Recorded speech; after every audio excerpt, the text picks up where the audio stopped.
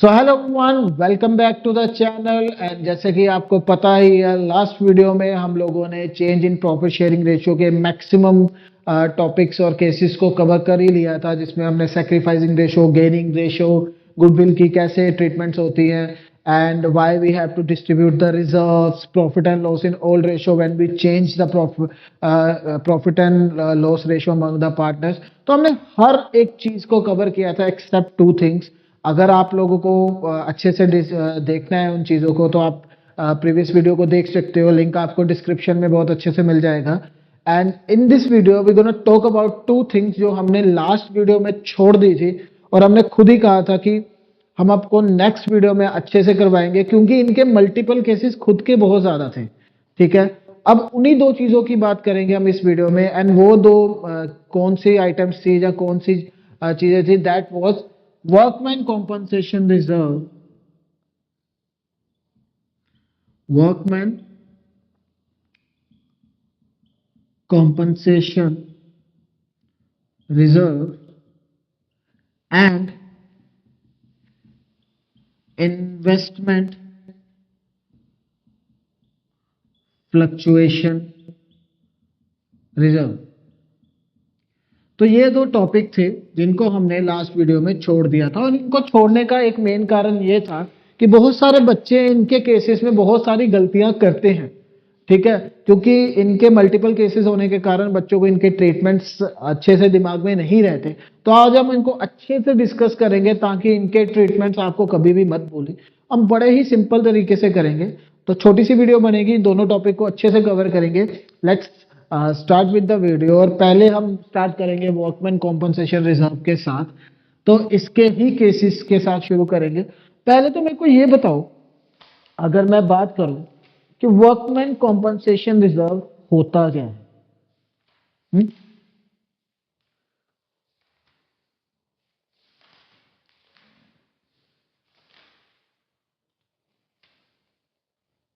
हाँ, what do you mean by workman compensation reserve? है तो जी सिंपल रिजर्व, जैसे कि हमने पिछले वीडियो में जनरल रिजर्व की बात की, तो ये भी तो ओल्ड रेशियो में बट ही जाना चाहिए, क्योंकि अब रेशियो चेंज हुई है, तो everything has to be distributed in the old ratio. तो इसको अ, इतने केसेस देने की जरूरत क्या पड़ गई? क्यों इसको डायरेक्टली ओल्ड रेशियो में नहीं बांटा पार्टनर्स? तो सिंपल सी बात है, because these are not a common reserve. ये कोई जनरल रिजर्व नहीं है। वर्कमैन कॉम्पनसेशन रिजर्व या आईएफआर रिजर्व जो है वो क्या है जी? Specific reserve. स्पेसिफिक रिजर्व्स का मतलब क्या होता है कि इनको किसी पर्पस के लिए जोड़ा गया है। ठीक है, तो ऐसे ही नहीं इसको डिस्ट्रीब्यूट किया जाता। सबसे पहले सिंपल सी बात है, जैसे वर्कमैन कॉम्पनसेशन रिजर्व है, तो ये रिजर्व जो पैसे जोड़े हैं वो किसके लिए जोड़ा है? That is for workman compensation. देखो, एक कंपनी में मल्टीपल वर्कर्स काम करते हैं। ठीक है, तो कुछ ना कुछ प्रॉब्लम्स आती ही रहती हैं, वर्कर्स को चोट लग सकती है, कुछ भी हो सकता है, तो उनको कॉम्पनसेट करना पड़ता है, कंपनी को पैसे देने पड़ते हैं इंजरी को रिकवर करने के लिए। आपको पता ही होगा, बहुत सारे केसेस होते हैं। मल्टीपल टाइम आपने सुना होगा, फैक्ट्री में अब एक आदमी के हाथ कट गया, काम करते करते चोट लगी, ये हो गया। तो वही पैसे जो होते हैं वो कॉम्पनसेशन कहाँ से देंगे? वे हर साल, उनको पता है कि काम करते करते चोट लगती है और कुछ ना कुछ पैसे देने ही पड़ते हैं, तो हर साल जो प्रॉफिट होता है उसमें से कुछ हिस्सा वो पार्टनर्स जो है अपने अकॉर्डिंगली, अपनी रेशो के अकॉर्डिंगली किसमें जोड़ देते हैं? रिजर्व में जोड़ देते हैं। और इसके लिए एक स्पेसिफिक रिजर्व बना देते हैं, वर्कमैन कॉम्पनसेशन रिजर्व।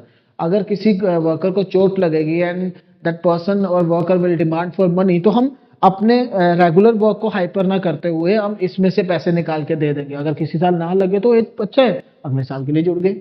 तो ये रिजर्व एक स्पेसिफिक पर्पस के लिए। तो इसको डिस्ट्रीब्यूट करने से पहले, पार्टनर्स में डिमोलिश या खत्म करने से पहले एक बार पूछा जरूर जाता है, भाई अगर किसी को क्लेम चाहिए तो बता दो। और एक बार चेक जरूर किया जाता है किसी का क्लेम पेंडिंग तो नहीं है।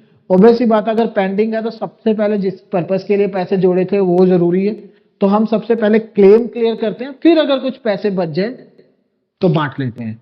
अब इसमें केसेस ये आते हैं, केस नंबर 1 आता है, फॉर एग्जाम्पल वर्कमैन कॉम्पनसेशन। मान लीजिए वर्कमैन कॉम्पनसेशन रिजर्व हमें दिया है, अमाउंट ले लीजिए 90,000, अमाउंट हमें दी हुई है दैट इज 90,000, और रेशो हमें दी है जी, मान लीजिए एबीसी है, तो 4:3:2, ये हमारी ओल्ड रेशो है। ठीक है, उन्होंने न्यू रेशो डिसाइड की है जो कि है 2:3:4। अब न्यू का तो कोई काम ही नहीं है, वैसे तो न्यू का कोई काम नहीं है, इसके कारण जो काम करने पड़ रहे हैं वो अलग बात है, इसका कोई काम नहीं है। तो वर्कमैन कॉम्पनसेशन रिजर्व को बांटने से पहले हमें ऑब्वियसली क्लेम चेक करने हैं। तो जैसे केस नंबर 1 है, अब इसमें मल्टीपल केस है। केस नंबर 1 ये आता है नो क्लेम। अब मान लीजिए देयर इज नो क्लेम, अगर क्लेम नहीं है तो दैट मीन अब इन रिजर्व को खत्म ही करना पड़ेगा। क्लेम तो है नहीं, किसी को कुछ पैसे देने नहीं है, रेशो चेंज हो चुके हैं, तो आई हैव टू डिस्ट्रीब्यूट। तो रिजर्व लायबिलिटी है, पहले ही बताया था लायबिलिटी हमेशा डेबिट आती है, क्योंकि कम हो रही है तो कम होगी तो डेबिट ही आएगी। तो हम लिखेंगे workman compensation reserve account debit to, तीनों में बांट देंगे, A capital account to B capital account to C capital account. 90,000 था तो इसको हम बांट देंगे किस रेशो में, ओल्ड रेशो में बांटेंगे। ओल्ड रेशो क्या थी, 4:3:2, 4:3:7:9, तो 9 से डिवाइड किया 10,000, 4 से मल्टीप्लाई, तो ए को मिलेगा 40,000, बी को मिलेगा 30,000 और सी को मिलेगा जी वेरी नाइस 20,000। सिंपल, समझ आया, क्लियर है? ये तो हो गया केस नंबर 1। ठीक, अब केस नंबर 2 की बात करते हैं। ठीक है, अब केस नंबर 1 में किसी को प्रॉब्लम तो नहीं है, ये तो सिंपल है, जनरल रिजर्व की तरह क्लेम ही नहीं है, तो सिंपल वैसे ही बांट दिया। रिजर्व डेबिट की लायबिलिटी थी और पुराने पार्टनर्स में बांट दिया, और सॉरी पुरानी रेशो में बांट दिया। ठीक है, अब केस नंबर 2 की बात करते हैं। अब केस नंबर 2 क्या है जी, केस नंबर 2 ये बात करता है when there is a claim, and हमें दिया हुआ है एक workman claim of account of workman compensation, claim on account of workman compensation is ₹45,000। मतलब कि उन्होंने ये कहा कि जब रिजर्व बांटने की टर्न आई तो हमने ये चेक किया सबसे पहले स्पेसिफिक करके भाई किसी का क्लेम तो नहीं पेंडिंग। जब क्लेम चेक किया तो देखा गया 45,000 है, 45,000 है, तो सबसे पहले इसको पैसे देने पड़ेंगे। ठीक है, तो हम क्या करेंगे, एंट्री वैसे ही डालेंगे workman compensation reserve account debit, क्योंकि हमें खत्म तो सारा ही करना है, जो बच गया वो बांट देंगे। मैंने पहले बात की, जो बच गया वो बढ़ जाएगा। तो इस 90,000 में से वर्कमैन कॉम्पनसेशन क्लेम गया कितना, 45,000, तो 2 वर्कमैन कॉम्पनसेशन क्लेम, अब कितना बच गया, 45 अभी भी बच गया, तो वो तीनों हम 2A B और C तीनों में बांट देंगे। काम वही है, पर बांटने से पहले चेक करना है। तो अब 45 जो बच गया उसको हम बांट देंगे और 4:3:1 में बांटेंगे 20,000 एंड 15,000 एंड 10,000। सिंपल। अब केस तीसरा भी है, ये समझ आ गया अच्छे से, पक्की बात, चलो चले, ठीक है। अब तीसरा क्लेम ये आता है, अभी तक हमने केस 1 पढ़ा when there is no claim, दूसरा केस पढ़ा कि क्लेम है बट क्लेम जो है वो रिजर्व से कम है। तीसरा ये आ सकता है केस नंबर 3, अगर क्लेम बिल्कुल बराबर आ जाए, जितने पैसे हैं उतना ही क्लेम है, तो इस केस में बड़ा सिंपल है। इस केस में क्या है, क्योंकि हमने कहा प्रायोरिटी किसको है, क्लेम को, तो 90,000 रिजर्व थे तो 90,000 का क्लेम आ गया, तो बचे कुछ नहीं तो बटेगा कुछ भी नहीं, छोड़ दिए।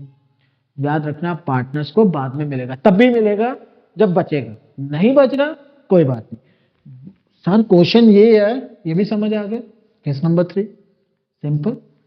अब केस नंबर 4 ये है कि अगर क्लेम ज्यादा हो जाए, मान लीजिए क्लेम 99,000, भाई चले थे बांटने, ये तो पन्ने पड़ गया, अब क्या करें, तो कोई बात नहीं सर, 99,000 है, अगर भाई साहब बचे हुए पे हक आपका है तो बड़े हुआ भी कौन देगा, आप ही दोगे।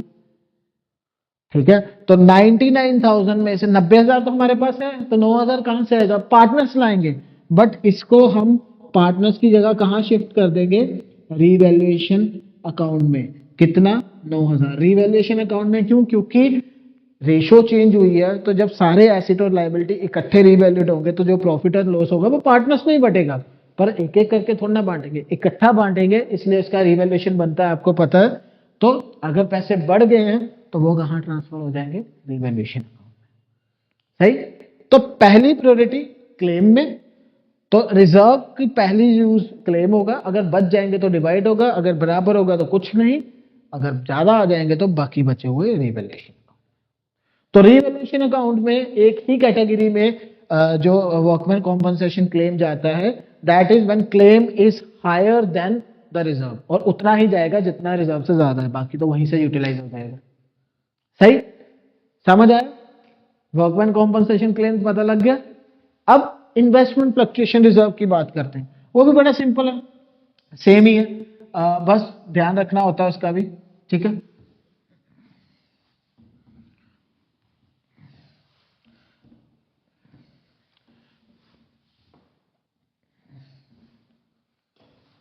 तो यहां पे अब आ गया इन्वेस्टमेंट फ्लक्चुएशन रिजर्व। अब इसके नाम से भी क्लियर हो रहा है, ये भी रिजर्व क्या है, स्पेसिफिक है।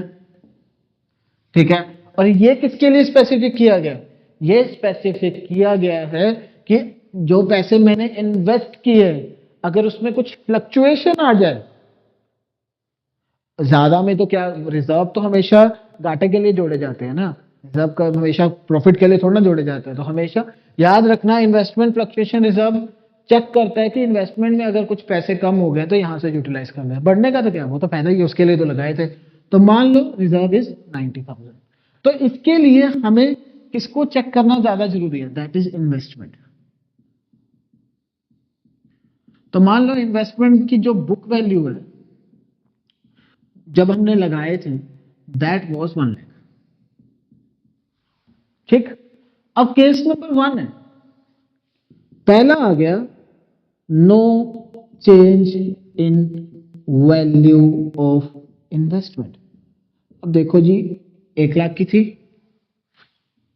आज भी 1 लाख की है, तो दैट मीन कोई चेंज ही नहीं आया, नहीं आया, तो ये रिजर्व किसी मतलब कि उसके लिए चाहिए नहीं, स्पेसिफिक जिसके लिए जोड़े थे नहीं चाहिए, तो ये पार्टनर्स में वैसे ही बढ़ जाएंगे, क्योंकि रिजर्व है तो डेबिट, लायबिलिटी है तो डेबिट आएगा, this account debit to A to B to C, और वैसे ही ये 90,000 पार्टनर्स में बट जाएंगे, that is 40, 30 and 20। Simple, simple है। जब भी कोई स्पेसिफिक हो तो उसका चेक करो जिसके लिए जोड़े हैं, फ्लक्चुएशन के लिए तो इसमें फ्लक्चुएशन कम हुआ ही नहीं, ज्यादा का हमें देखना नहीं। ठीक है, अब केस नंबर 2 समझ आ गया, बांटना वैसे ही है, बांटने की कोई ज्यादा नहीं है, बांटना वैसे ही है, लायबिलिटी डेबिट है, बांट दी। अब second case, case number 2, value of investment equal to 1,10,000। अब वैल्यू ऑफ इन्वेस्टमेंट कितनी होगी, 1,10,000, लाख लगाया था, कितना हो गया, 1,10,000, भाई बढ़ गया। अब इसके लिए रिजर्व यूज करोगे, भाई रिजर्व तो कम के लिए यूज होते हैं, तो बढ़ने का तो कोई चक्कर ही नहीं है, तो हम उसकी एंट्री फिर वही रह जाएगी जो हमने 1 मिनट पहले डाली, IFR account debit to ABC बटोर खत्म, क्योंकि ये यूज कहीं नहीं हुआ तो सारा पार्टनर्स का हो गया। ठीक है, पार्टनर्स को तो बाद में मिलेगा, पहले हमने चेक कर लिया। अब case number 3, if value of investment is equal to 80,000, भाई साहब होगी कम, इस बार 20,000 कम भाई। तो अब 20,000 कम हुआ है तो कहां से इस्तेमाल करूंगा, भाई इसी के लिए तो जोड़े थे। तो पार्टनर्स में बांटने से पहले मैं क्या करूंगा, IFR अकाउंट डेबिट कितने से, 90,000, तो 90,000 में सबसे पहले ये कहां इस्तेमाल होंगे, इन्वेस्टमेंट में, कितने, जितने कम हुए, दैट इज 20,000, और कितने पेंडिंग रह गए, कितने, अब सॉरी यहाँ पर डिवीजन मुश्किल हो जाएगी, तो मान लीजिए यहाँ पे आपने 55,000 हो गए, तो कितनी वैल्यू कम होगी, दैट इज 45,000। तो बाकी जो है वो ए, बी और सी में बढ़ जाएगा, that is 20,000, 15,000 and 10,000। Simple, okay. तो सिंपल है, वही कैटेगरी है कि पहले ये इसके लिए इस्तेमाल हुए, जितने हो गए, बाकी बच गया तो पार्टनर्स में बांट के। अगर वही बात है, अगर मान लो यहाँ 2 लाख होता और जो वैल्यू है वो 1,10,000 ही रह जाती, ठीक है। मान लो वहां 2 लाख होता और जो वैल्यू है वो 1,10,000 रह जाती। अब कितनी वैल्यू कम होगी, अब वैल्यू कम होगी 90,000। अब तो पूरा का पूरा रिजर्व जो है वो इन्वेस्टमेंट के लिए ही यूज हो गया, तो पार्टनर्स को क्या मिलेगा, कुछ भी नहीं।